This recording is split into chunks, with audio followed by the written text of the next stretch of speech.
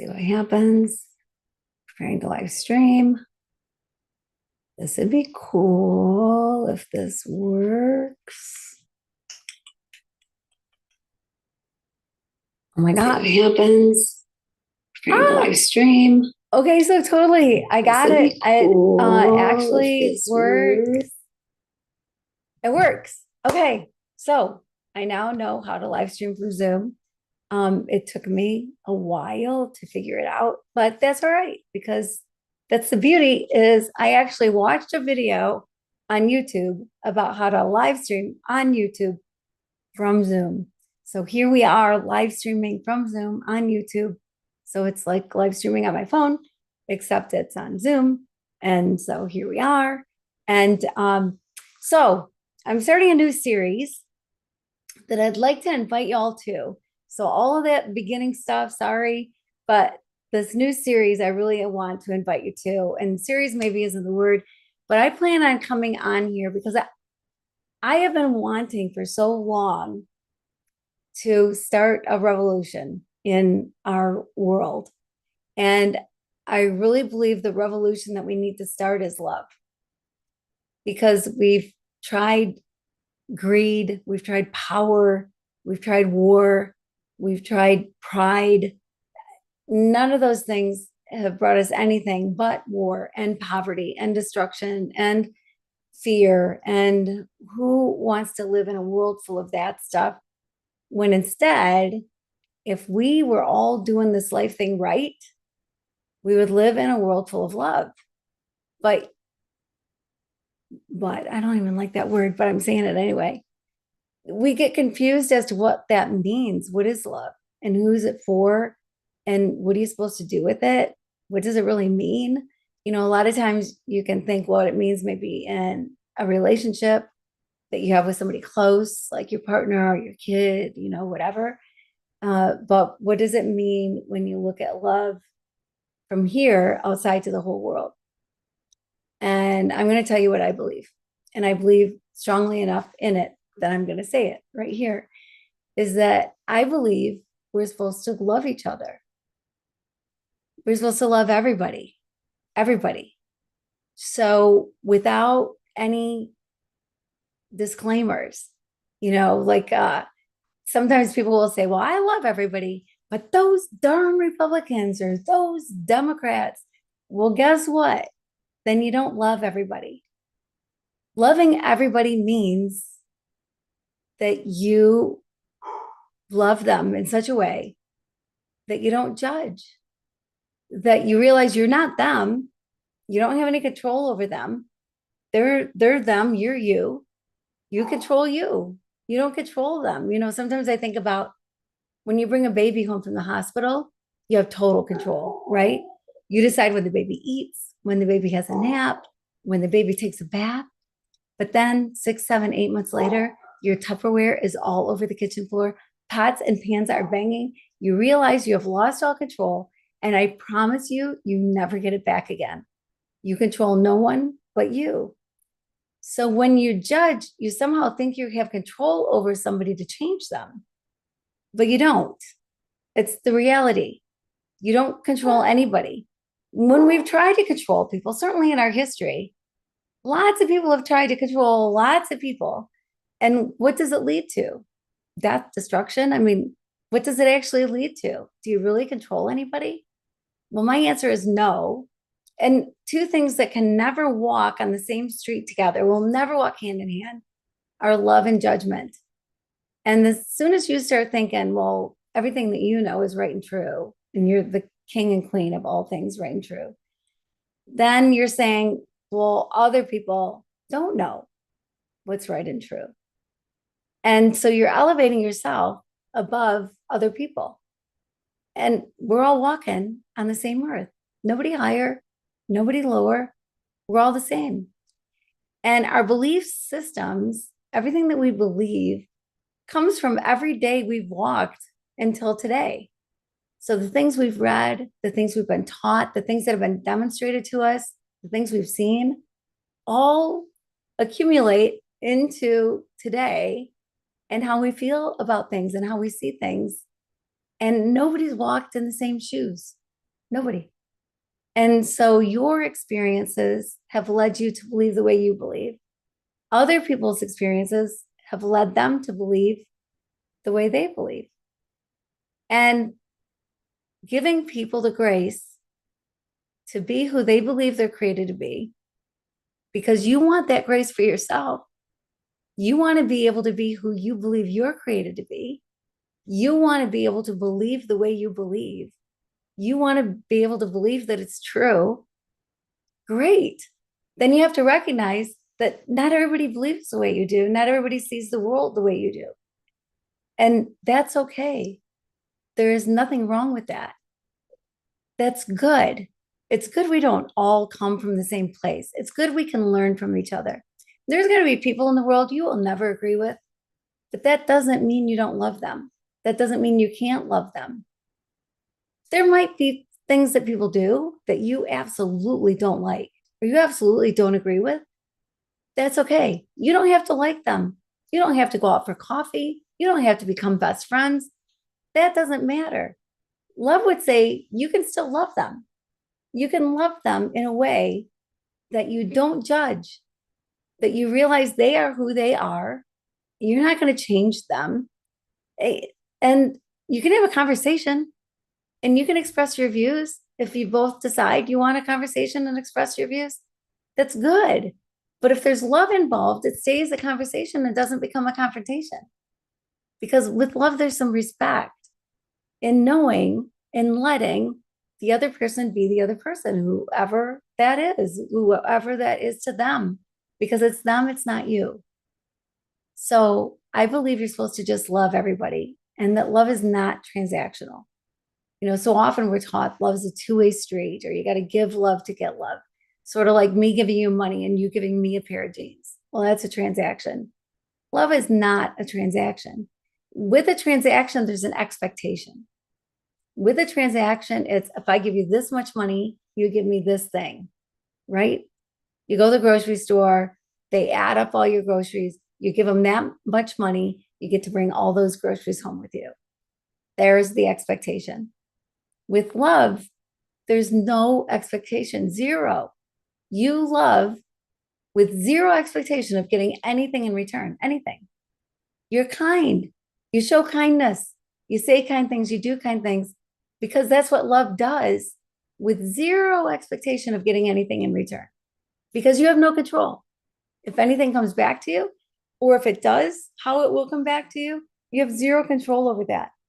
So when you build love around expectations, you're setting yourself up for failure and for heartache. You're setting yourself up for sadness and regret and all kinds of things that you don't want to live with. But you love because that's what love does. You love because that's what we're called to do. We're just called to love each other. It's that simple. Love with no expectation of getting anything in return. Love is magical, by the way, in a way that most of the time you love, it comes back to you. It's wonderful that way, but not always the way you think it's going to. So throw judgment aside, throw expectation aside, and just love. Just love, which, by the way, is not an emotion. That's another thing we're taught about love, is that love is an emotion. It's a feeling, right? I don't know about you, but if I watch a scary movie and then go to bed that night, I hear every creak, every bang, every bump, and I am afraid. I've got the covers over my head. I don't want to get out of my bed. I'm afraid of what might be lurking out there in the darkness. But then the next night, I go to bed and I'm fine. Well, that's fear.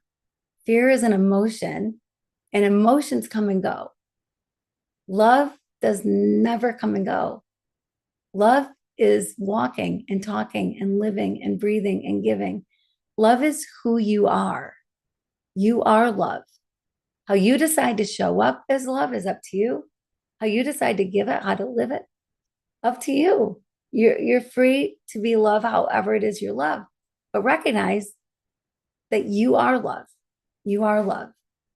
And so love everybody with no expectation of getting anything in return, without any judgment, Love people for who they are, where they are. You don't have to like them. You don't have to be their best friend, but you can still love. And with love comes that grace, that mercy, that lets people be whoever they believe they're created to be. Because again, you have no control over that. And you do have control over yourself and who you are and who you believe you're created to be. And that's who you should be. I believe that that's your purpose. Your whole purpose in life is to be who you're created to be. All the other stuff that we put around purpose, some people, oh, what's my purpose? What's my purpose? Right? I mean, there are whole seminars, there's whole books written about what is purpose. There are sermons said, there are talks given, there are podcasts, there are all kinds of things around purpose. Well, your purpose comes naturally when you are you, when you just allow yourself to be who you believe you're created to be. Ultimately, that's your purpose. And then all the other stuff that we call purpose falls into line with that. You being you, you will naturally live out do the things you're supposed to do when you're fully you. So being you, that's your purpose. That's your whole purpose. You don't have to look anymore. I just gave it to you. That's your purpose. So just love everybody and don't judge and just be who you believe you're created to be. That's like it. That's it. And the more you walk through life, the more you become love. You're becoming love. Yeah, I really believe we're born knowing. If you look at a baby, I mean, babies are so innocent, they have no judgment. They haven't been tainted by the world in any way. They haven't been told things they can't do or things they can't be or who they are from the outside instead of coming from the inside, knowing who you are. So babies know. Babies understand love, even though they might not be thinking about it that way. But I think we're born understanding love. And then things happen in life. We're told different things. We're told love is this or love is that or love is not this or love is not that. And things are done in the name of love, demonstrated to us in the name of love. They have nothing to do with love, said in the name of love. They have nothing to do with love. We make some assumptions, right? Like if a couple is married, we assume they love each other. We make that assumption. And so then when we see things within a couple that don't look anything like love, somehow we get it mixed up in our mind like, well, then what is love? Well, love is not that. Love is who you are and how you show up and how you give love to others 100% up to you, 100% up to you. So we've lived in this world where I did this thing. I wanted to know what love really was. And I researched. I looked for books. I read books. I listened to things. I did what I could to figure it out. And the thing that I found out was if you put 12 people in a room and you say, what is love? You're going to get 12 different answers because everyone has a different view of what love is based on what they've been taught about love, what's been demonstrated to them, shown them about love, read about love, whatever. Well, I thought, man, there's got to be something more definitive than that. There's got to be something we can wrap our heads around when it comes to love.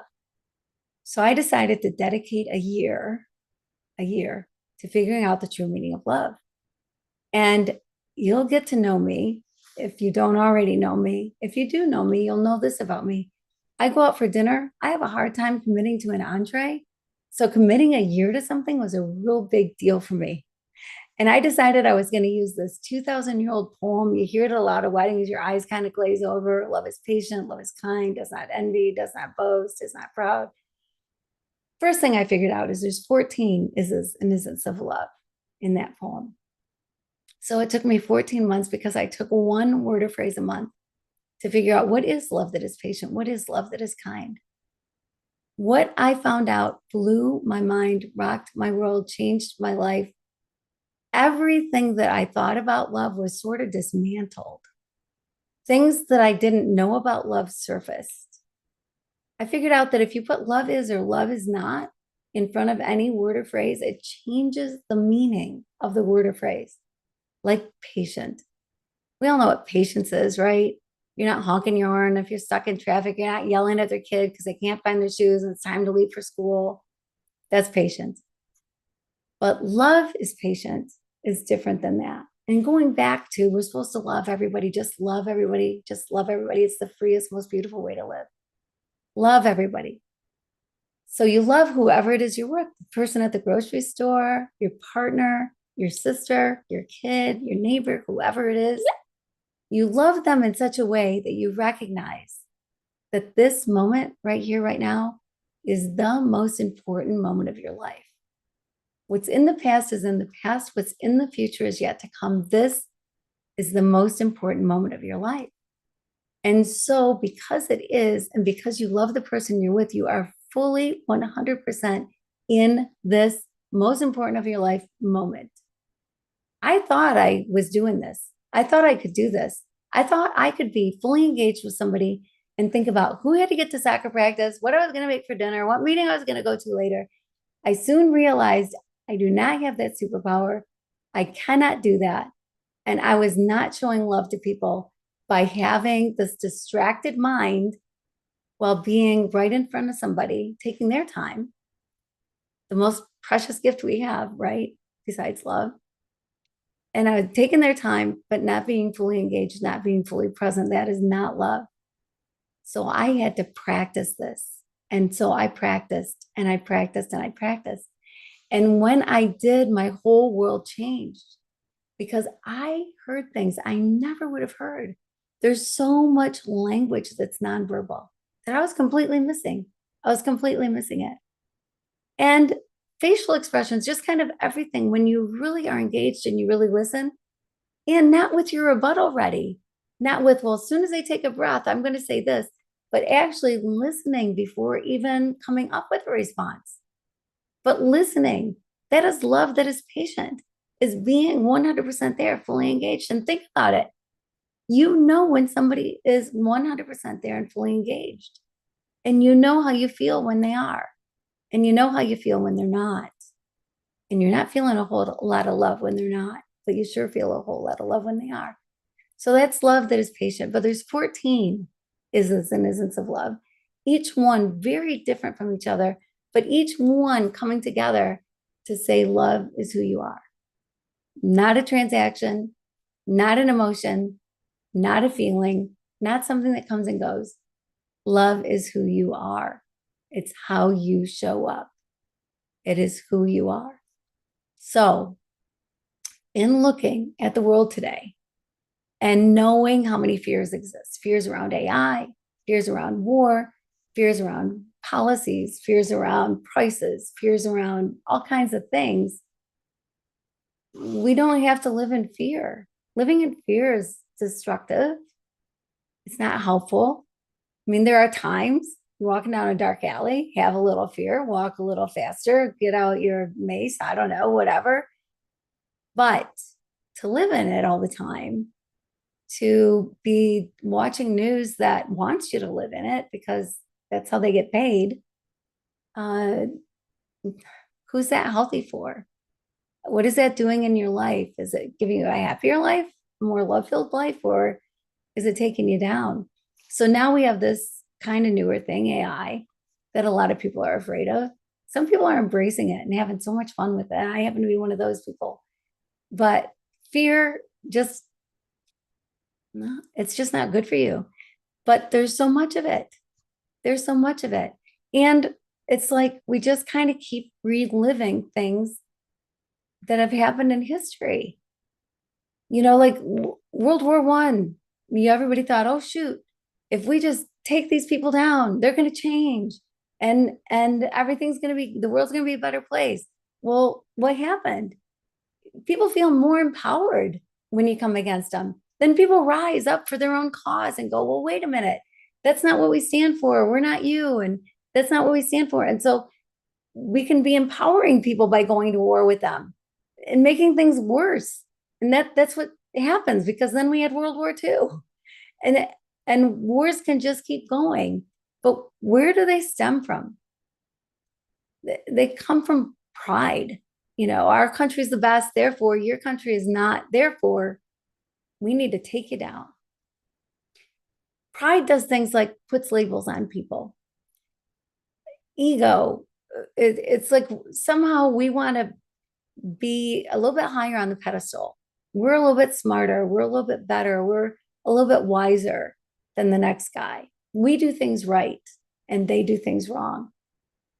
But then we have a us and a them mentality where it's like, well, we're better, we're stronger, we're richer, we're prettier, whatever it is.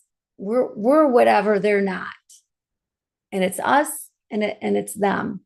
And that's what labels do.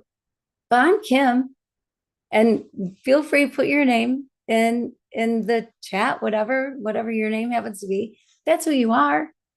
That's who you are. You might belong to a club. You might belong to a sorority, a fraternity. You might say, I'm a Republican, I'm a Democrat, I'm independent. Those are labels. And that's like a club you belong to, an institution you belong to, but it's not who you are. It is not who you are. We are all so individual, even though our makeup is 99.9% the same. It's been proven. But that little 0.1% that changes our hair color, changes our height, our eye color, it also changes things in our brain, in our hearts, the way we think, the way we act, the things we're passionate about, the things we love, the gifts that we have. I've got granddaughters who are so artistic. Man, I wish I had that gift. Or I've got cousins who sing so beautifully, and I sure don't. I mean, my kids have begged me not to sing.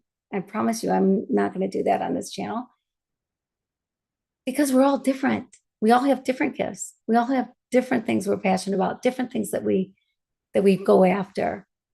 We're all individuals. So the labels based on nationality, based on anything, any label at all, can be destructive. When you think of it as just a club that somebody belongs to, and you don't think, well, this is who they are, so therefore you can make all these judgments against them because that's who they are. Well, I'm here to tell you that's not love. That's got nothing to do with love. Love recognizes the individual as an individual and loves the individual. It's so funny. There's been times in our history where it's just been proven to be so true that when you get to know somebody by name, it changes everything, right? So you've put this label on them and made assumptions about them. Like it was in a World War I, where Christmas Day, everybody put their weapons down. The two armies fighting against each other, the British army and the German army, I believe. And they're fighting against each other. They don't know each other. They're the Germans, they're the Brits, right? I mean, that's how they're looking. They're the enemy. That's who they are. They've got these labels. But when they put their weapons down and played football together, ate together, spent time together, and learned each other's names, they didn't want to shoot each other anymore. Like the powers that be were angry. They're like, don't let them know each other, because as soon as they know each other, the war's over. They're not going to want to kill each other. They're not going to kill each other's families because they know each other. So there's power, much more powerful, when you know the individual, when you recognize we are all individuals and you get to believe how you believe. And nobody should take that away from you. Like, I'm not going to agree with everything that you think. You're not going to agree with everything I think, but that's okay. There's nothing wrong with that. That's good. Then we can have a conversation. Because, man, I sure don't pretend to know that I know everything. I know I don't know everything, but I love to learn. And I love to know why people believe the way they do. But I love to know the person, get to know the person and recognize that that's the value. That's who you love. You might not love their club, but you love the person. So love tears down all the labels. Love doesn't have room for greed. There's no room for greed. Love shares. Love would say, man, if there's somebody hungry on the street and you got some extra money, give them some money or buy them lunch or whatever. You've got a relative down on their luck and they just need a hand for a minute. Love would say, help them out. Help them out. There are times you might argue, well, you're enabling people, whatever. Of course, but you can't go wrong if you're doing it with the right heart. There's no wrong when your heart is right. There's no wrong. So if you're thinking, oh gosh, if I do this, I'll do that. Well, what is your intent? What's your intention for the person? What's your intention with your gift or your donation, your whatever? That's all that matters, is where you're coming from with it, where your heart is. What somebody does with it, that's on them. You have no control. Again, get rid of control. Get rid of that as a thought and just love. Just love. So whatever love's telling you to do, just do it. Just do it. There are times there are going to be toxic people in your life that are going to be so hard to love. Oh my gosh. Sometimes it's so hard to love people because of the things that they say, the things that they do, the way that they are. And again, you don't have to like them. You don't have to be their best friend. And you can still love them because you're love. That's who you are. So if you're walking in that, you're going to just love everybody. And the ones that are toxic to you, walk away. Sometimes I get asked, well, geez, Kim, you talk about love like it's all rainbows and unicorns. Well, life is not all rainbows and unicorns, right? It's not all cotton candy and heart-shaped boxes of chocolate. I mean, that's not what life is. Life throws us curveballs. Things happen in life, things that are hard, really hard in life. And there are times that the most loving thing you can do for somebody is to walk away. If you're in a toxic relationship of any kind, sometimes people think, well, if I love them, it means I have to stay. No, I totally disagree with that. Oftentimes, love would say, don't just walk, run. Because if you're staying and the relationship is toxic and you're being harmed in the relationship, if you walk away, you're giving that person room to change and grow. If you stay, it's way too easy for them to stay in the same destructive pattern, the same hurtful way, that same life. And then again, you walk away, you have nothing to do with whether they change or they don't change. That's on them. But love would say, walk away, give them space. Don't stay in toxic relationships. You do not have to stay in toxic relationships. I know sometimes that sounds easier said than done. Where do you go? How do you walk away? All that stuff can be very complicated. We'll talk about stuff as time goes by. But that's not what I'm saying. I'm not saying stay where you're being harmed or hurt. But you can still love without liking. And you learn what love would say in the moment and what love would do. And in moments like that, love would run. And that's okay. So I've been thinking about this. Like, we've tried these things and the same patterns. We talk about superpowers, right? And over the years, there's been superpowers. The Romans, man, they controlled the world at one point in time, right? That we've had different people that have had so much control, different people and different governments, different countries that have had so much control. And then whenever it was, not all that long ago, a term superpower came to light. And somebody coined it. And it's because they no longer had sort of the verbiage for who were the forces that controlled the world, who were the countries that were really kind of in charge. And so they called them superpowers. Well, I believe greater than any superpower that has ever existed is the superpower of love. Love is strong. Love is not weak. Love is not soft. It's not roll over and die. It's not any of those things. Love is strong. Love is tough. Love stays the course. Love puts a stop to things that shouldn't be happening. Love walks away when it needs to walk away. But love loves the person. Love might not like at all situations or things that are going on, but love loves the individual. And when you love the individual, when you lead a company with people first, humanity should be number one. Humanity should be first. When you're leading a company, the people that are working for you that's your treasure. Those people that are coming in and working for you every day. And if you don't recognize them as individual humans, if instead you're going, well, that's the accountant, there's the sales team, there's the HR team, instead of, well, that's Tom, there's Mike, Susan. When you don't recognize the people, then you're kind of saying, okay, well, I love people outside of work, but I don't have to love the people that I work with or work for me. Then you're not recognizing their humanity. Because guess what? Everybody has a life outside of work. Everybody does. And if you don't recognize that, and somebody says, my kid's playing softball and they have a game at 4 o'clock. I know I'm supposed to work till 5. I'd love to go to the game. And if your immediate response is, well, what's that going to do to the company?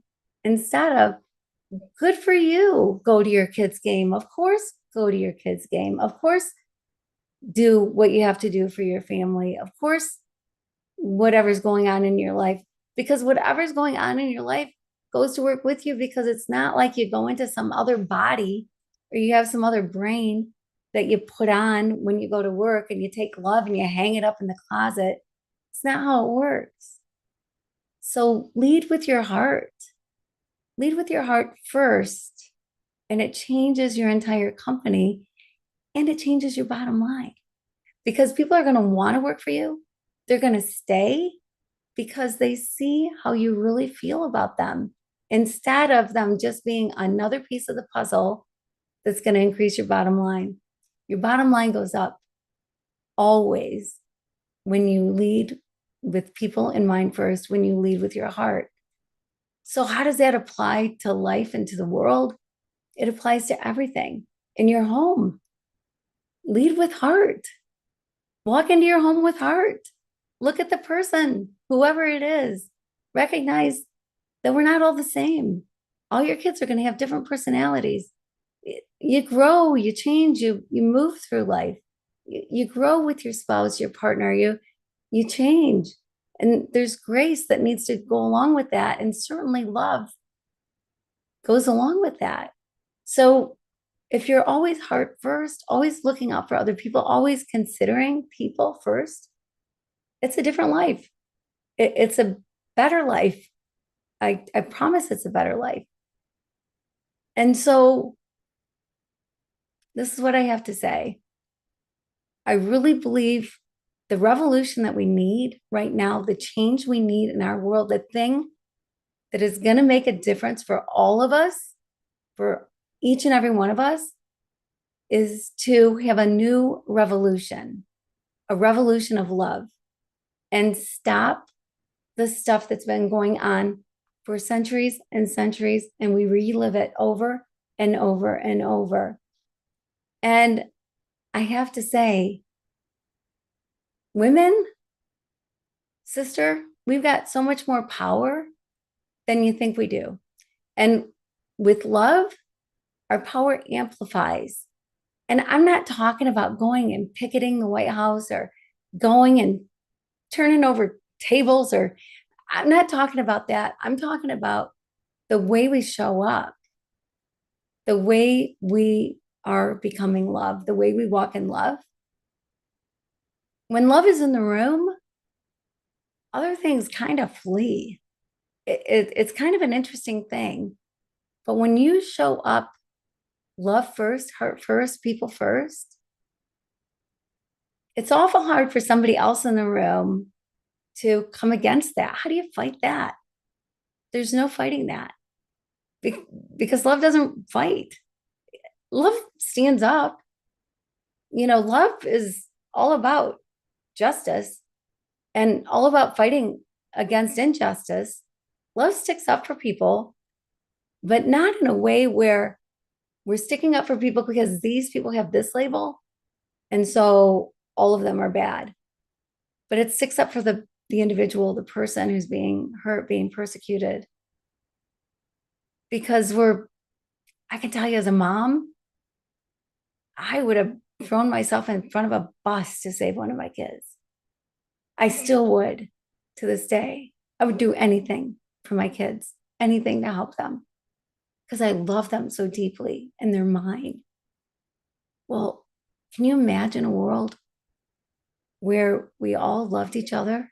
Can you imagine what love would do to the hurt, to the pain that we bring to each other sometimes? Can you imagine what love would do to truly transform nations? What love would do in companies, in businesses, in neighborhoods, and communities? When love shows up, love is the highest frequency. There's all this energy around us that we don't see. So much of the world that's happening around us that we don't see. But when you walk into a room purely with heart, leading with love, it changes the room. It changes the room.